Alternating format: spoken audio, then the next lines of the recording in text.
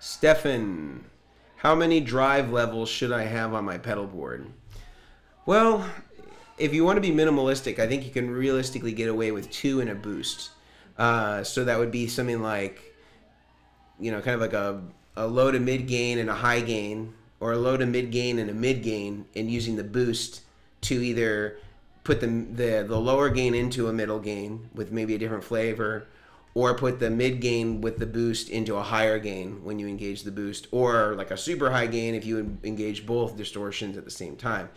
But it really depends. Like if you're going for a cover band thing, you need a lot more options available to you than you would if you were doing your own music. Because people that are doing their own music, they typically kind of have identified whatever the sound is, and they can be pretty apologetic or unapologetic about having to have variety. They can just say, this is my sound, this is what I go for, and this is who I am.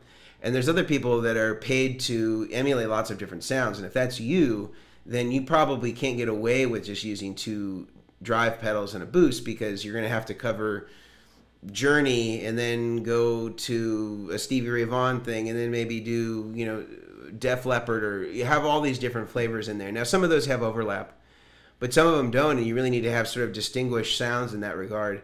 And so if that's the case, then you may need to go crazy and have a lot of different stuff. But I always think of kind of like the staple drive pedals for me are like Tube Screamer, like Marshall Governor for the high gain thing I talked about a little earlier.